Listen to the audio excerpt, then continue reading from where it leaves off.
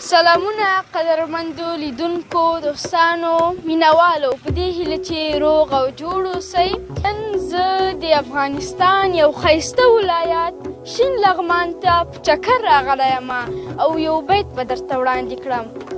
د زړه سکون د زړه ټوټه د سترګو تور دی وطن، د زړه سکون د زړه ټوټه د سترګو تور دی وطن.